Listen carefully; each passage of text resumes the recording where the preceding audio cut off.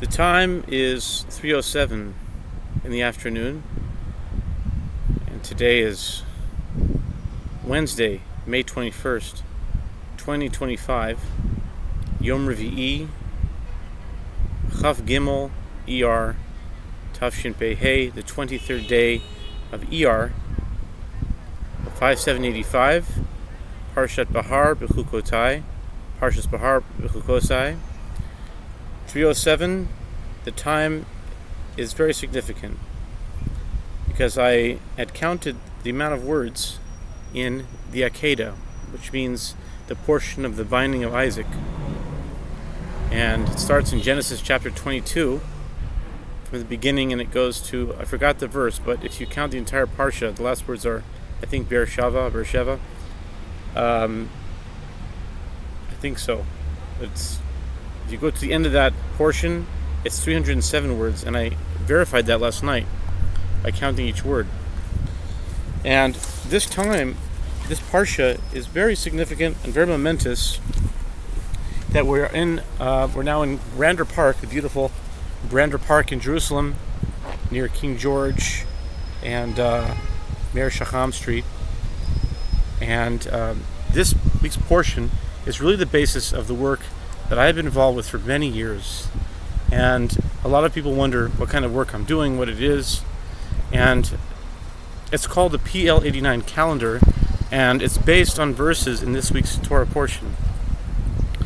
The goal is to provide a mathematical explanation of the Mashiach and understand ideas about the coming of Mashiach and the Messianic era in the context of the entire Torah. It's a calendar. It's a calendar that takes into consideration the sun and the moon and the planet Mercury. And the Julian calendar. And the inspiration for this calendar came in Elul of 2012, which was the year Tafshin Ayin Beis, Tafshin Ayin Bet. And it's based on verses in this week's Parsha. So it came to me that it would be very momentous, very opportune to make this video during this Parsha. And these are the verses that it's based on. It talks about the Shemitah. Every 7 years, a farmer has to allow his or her field to be let fallow, cannot work it, cannot do anything with the field, has to let it free, basically for everybody. 6 years you can work, 7th year it has to be a rest for the land, and then in the 8th year you can continue again in the next cycle. And that formula applies to many concepts in the Torah and also in the world, and that's what this is based on. And the calendar, let's look at the verses. The verses in this week's portion are, interestingly, that this is being made in 2025, and the chapter is Vayikra 25, verse 20, and it starts and it says this: V'chi tomru ma nochal b'shana hashvi'it, hein lo nizrav lo ne'esof et tivuatenu. And if you should say, what will we eat in the 7th year? We will not sow, and we will not gather in our produce. Verse 21. That was verse 20. Verse 21. V'tziviti et birchati lachem b'shana hashishit, ve'asad et tivuah l'shalosh hashanim. Know then that I will command my blessing for you in the 6th year, and it will yield produce for 3 years. Verse 22. Uzratem et hashana hashminit, va'achaltem min hativuah yashan, ad hashana hatishit, ad bo tivuata tochlu yashan. And you will sow in the 8th year, while still eating from the old crops, until the 9th year, until the arrival of its crop, you will eat the old crop. Verse 23. Ve'haaretz lo timacher litzmitut, ki li haaretz Ki gerim v'toshavim atem imadi. The land shall not be sold permanently, for the land belongs to me. For you are strangers and temporary residents with me, says God. Verse 24, Uvechol eretz achuzatchem geula titnu la'aretz. Therefore, the land of your possession, you shall give redemption for the land. And now, verse 25. Originally, these 5 verses, verse 20 through 24, 20, 21, 22, 23, 24, were the source. But today, I realize that since it's such an important number, 2025, that it included the next verse, which is verse 25. And now I realize that these 6 verses, 20, 21, 22, 23, 24, and 25, represent, or could be seen as, the 6 years that we are going from 2020 when Corona came out. Because it was prophesied that there would be some kind of pandemic during the time of Mashiach, if it's called that, which would signify the end times. And so now that we're in 2025, the verse 25 of chapter 25 is Ki yamuch achicha umachar me'achuzato uva goalo hakarov elav v'gaal et mimkar achiv.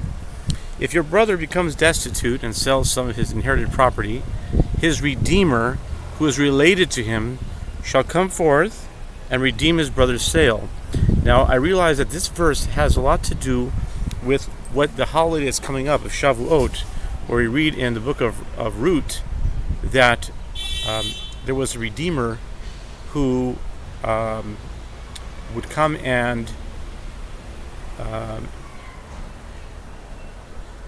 marry, possibly had the opportunity of marrying Ruth, but instead he didn't want to, and so I think Boaz did in the end. But that's a side thing.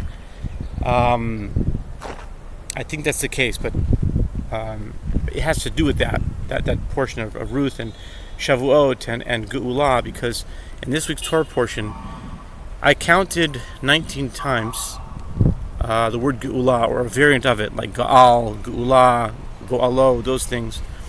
19 times. That's more than any other parsha in the Torah. So if we're going to talk about Geulah and the redemption, then this parsha would really be where to look.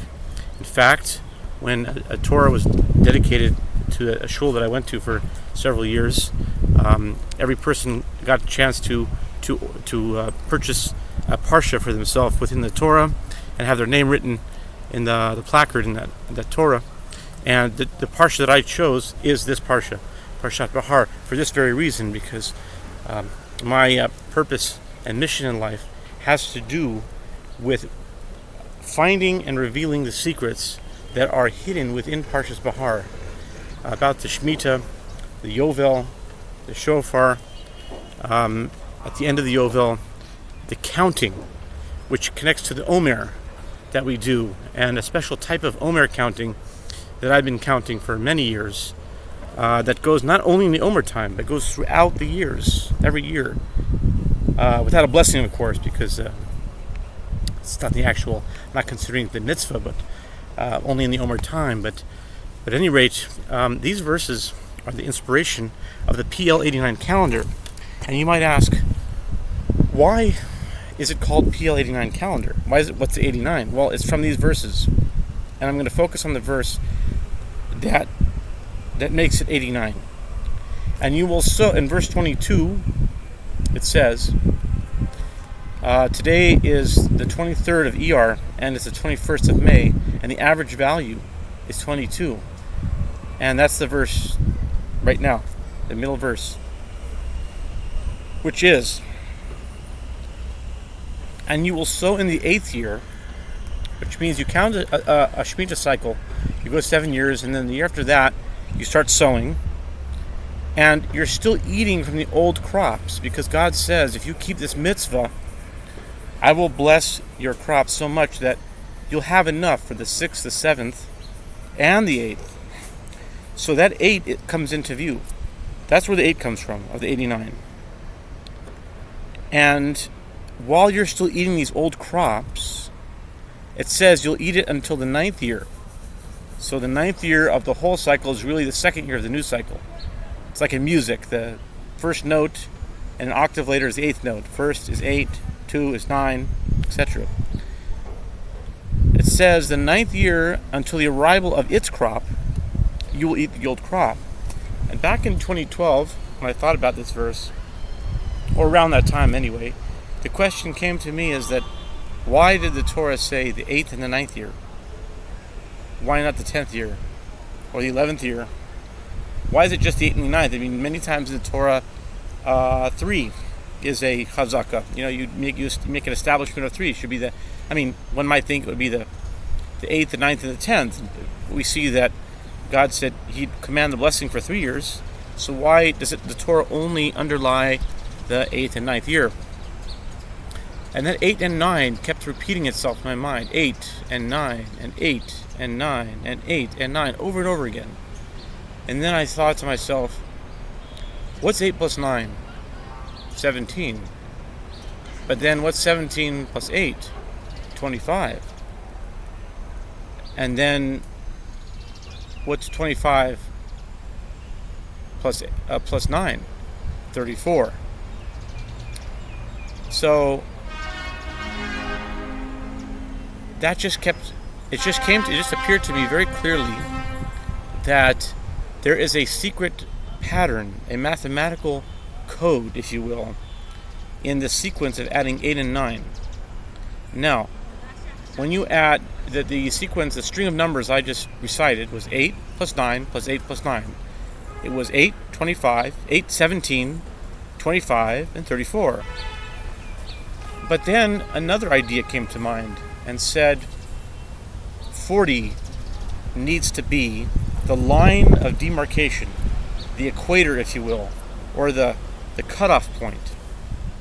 40 is an extremely important number for many reasons that it's too long to list here, but I'll list the main reason that's pertinent to this particular calculation, which is the word Goel, which means redeemer. It's spelled in Hebrew Gimel Vav Aleph Lamed. Gimel Vav Aleph Lamed. Lamed is 30, Gimel is 3, Vav is 9, and Aleph is 1. That makes 40. That means that redeemer equals 40, and in this Parsha, it uses that variant more than any other Parsha in the Torah. 19 times that I counted.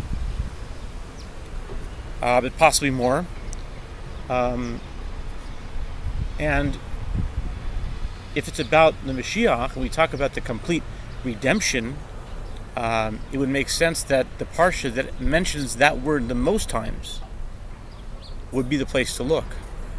And that this code of 8 plus 9 plus 8 plus 9 is some kind of knowledge, is some kind of mathematical algorithm, if you will, that can explain many verses in the Torah. Now that's the inspiration for 8 plus 9. Now the calendar I'll show a different time, and I've shown it many times in the past, so my videos are out there. But in fact, there's one that I did on Tisha B'Av where I again, because the Gemara says that the Mashiach will be born on Tisha B'Av. But back to the point,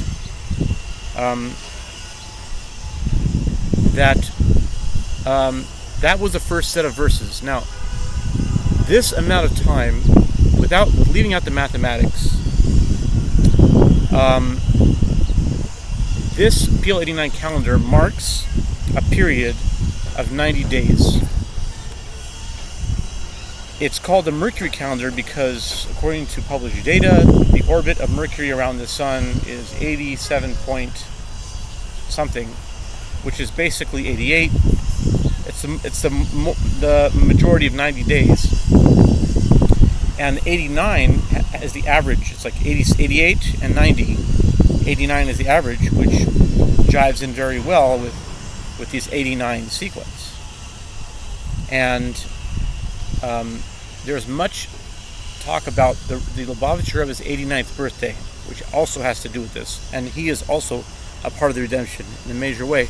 But without taking too much time, I'd like to go to the next set of verses that connect to this calendar. And the reason why it is 3 months, or 90 days, or 89 days, or 87 point something days. And that is in the book of Shmos.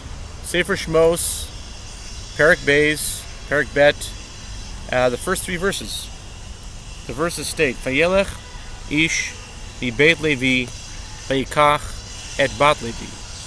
A man of the house of Levi went and married a daughter of Levi.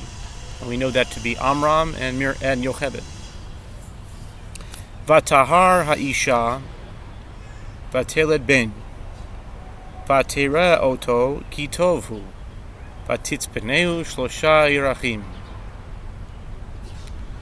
The woman conceived and bore a son. And when she saw him that he was good, she hid him for 3 months. V'lo yochla od hatzpino, v'tikach lo tevat gome, v'tachmira achemar u'vazafet, v'tasim ba et hayeled, v'tasem basuf al sefat hayaor. When she could no longer hide him, she took for him a reed basket, smeared it with clay and pitch, placed the child in it, and put it into the marsh at the Nile's edge. Now the reason why these 3 verses connect to this calendar specifically with the subject of Geula, redemption, in view, is that we know that Moshe Rabbeinu, Moses, our teacher of blessed memory, is known and referred to as the first redeemer of Israel. In fact, he led the Israelites, Bnei Israel, the children of Israel, out of slavery. And it says in the verse that when he was born, she saw that he was good, ki tovhu, and she hid him for 3 months. 3 months. That is the time period that the Goel, there's that Goel, that 40. The 40 is hidden within 3 months. Think about that. If this line of demarcation is hidden within 3 months, that means that the Goel, that Moshe Rabbeinu, is hidden within these verses that say, Vatitzpeneu shlosha yirachim. And she put him in a basket, and she put him in a basket, but the word is teva. What does that word remind you of? Teva. Where else do we encounter that word teva? Ark. If you thought to say Noah, you were right. Tevat Noah. The Ark of Noah. The Ark of Noah is also a form of Geula, is it not? There were 8 people, 8 souls that were saved from destruction. Is that not also a Geula? We see that a Goel was placed in a Teva, and the idea of Teva comes into view as well. And so we have the concept of a Teva. We have the concept of a Redeemer. And we have the concept of 3 months. And that is also, and that jived very well with the 89 days. Now, going back to our PL-89 calendar sequence, 8 plus 9 is 17, plus 8 is 25, plus 9 is 34, plus 8 is 42. Nope, it's 2. Because the Goel, the Redeemer, that's the line of demarcation, it's like a combination lock. In fact, that's how I also found these numbers when I was working on top of a shul called Etz Jacob in Los Angeles. And I saw a lock there. It was a purple lock. It was purple and lavender, PL. That's one of the reasons why it's PL, but it was dialed exactly to 8. And I dialed it to 9 and 8 and 9. I kept dialing it. And when I hit 40, I went to 2, and to 11, to 19 to 28 to 36, not to 45, but to 5, because remember, it keeps cutting off at 40. So I went to 36 to 5, 13, 22, 30, 39, 7, 16, 24, 33, 1, 10. I kept going. And I thought, if it cuts off at 40, and we encounter, at the first cutoff, we encounter a 2, then we encounter a 5, when will it eventually come back to 8 again where it started?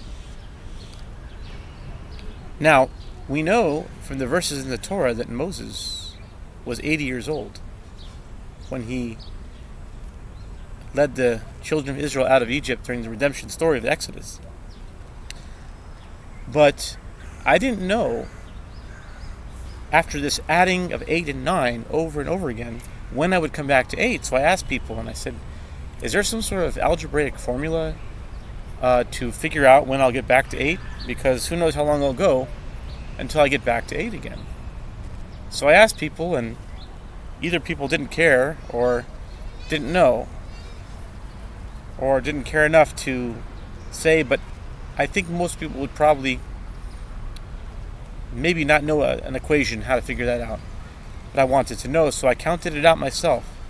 I went 8 plus 9 plus 8 plus 9 plus 8 plus 9 plus 8 plus 9.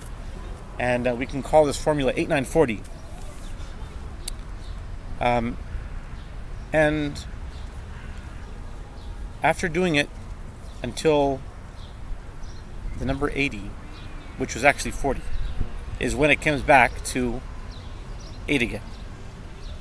So, I can count it out now, but it might be too long to listen to. But let's just do it for fun. 8 plus 9 is 17. 8, 17, 25, 34, 2, 11, 19, 28, 36, 5, 13, 22, 30, 39, 7, 16, 24, 33, 1, 10, 18, 27, 35, 4, 12, 21, 29, 38, 6, 15, 23, 32, 40, 9, 17, 26, 34, 3, 11, and 20. Those are the first 40 numbers, but I'm only at 20. Now that first 40 is important because it's called the first month, or the first mem. Mem is 40 in Gematria, and 40 again, as we said, was a big number. Now that we're at 40, let's continue for the second mem, the second month, which will come into play with the word Misra, where the final mem is actually put in the beginning in Isaiah somewhere. 40 plus 8 is, 20. We were at 20. At 20 plus 8, 28. 37, 5, 14, 22, 31, 39, 8. That's one place it comes back to 8. But it's not the final place. 8 plus 8 is 16. 25, 33, 2, 10, 19, 27, 36. 36 plus 8 is 4, 13, 21, 30, 38, 7, 15, 24, 32, 1, 9, 18, 26, 35, 3, 12. 12 and 8 is 20, 29, 37, 6, 14, 23, 31, 40. And now it comes back to 8 again the second time. Actually, it comes back to 8 after the first. Well, I wasn't aware of that, but this 80, this makes it 89, or 80 boxes in total. I counted 80 boxes right now. This is the basis, but remember, it's a PL-89 calendar. So it needs to have 89, at least 89 boxes, or 90, which would come to the amount of time that was specified in the verses. And so 40 plus 8 is 8, and we're back to the beginning again. But there's a 10-day period called the 10-day twilight period. These are the 10 days that take you from one 3-month period until the other, and then it takes you to the next mercurial year.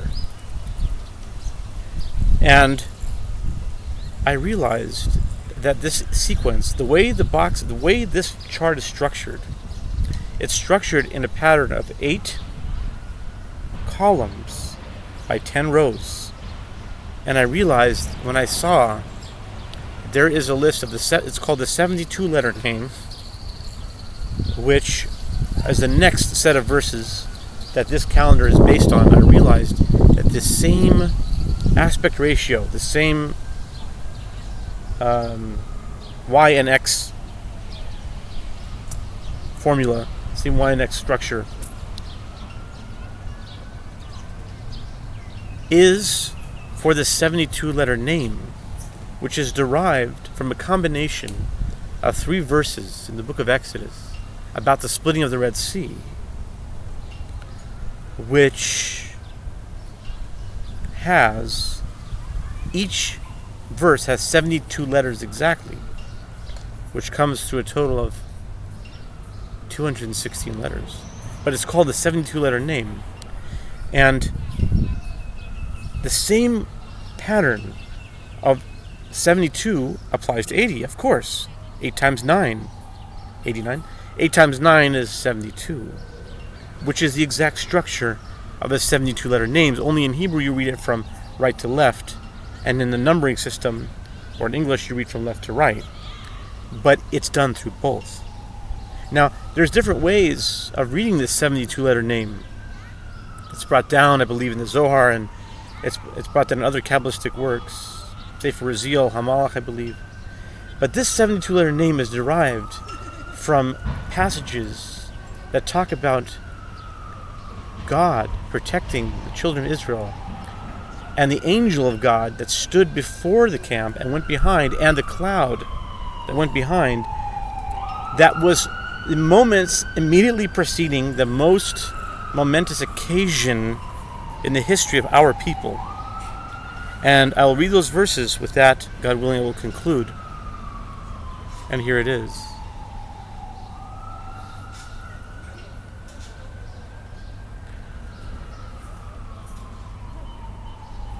Second here.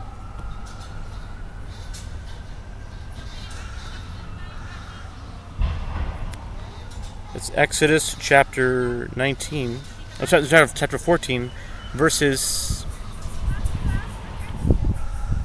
19 through 21. Now, this video took a lot longer than I expected, and so I might not be able to post it on the place where I would normally post it, but in any case, it says in Exodus chapter 14, verse 19, Vayisa malach ha-Elohim ha-holech lefnei machane Yisrael vayelach me'achareihem vayisa amud ha'anan mipneihem vayamod me'achareihem. That verse has exactly 72 letters in Hebrew, which follows exactly the PL-89 calendar up until 72, with an additional 8-day week, if you will. Then the angel of God, who had been going in front of the Israelite camp, moved and went behind them, and the pillar of cloud moved away from in front of them and stood behind them. Vayavo ben machanei Mitzrayim uben machanei Yisrael, vayhi ha'anan v'achoshech, vaya'er et ha'layla, v'lo karav zeh el zeh kol ha'layla. And he came between the camp of Egypt and the camp of Israel, and there were the cloud and the darkness, and it illuminated the night, and one did not draw near the other all night long. That also has 72 letters exactly.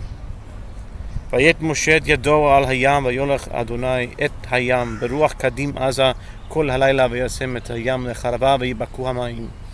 And Moses stretched out his hand over the sea, and the Lord led the sea with the strong east wind all night. He made the sea into dry land, and the waters split.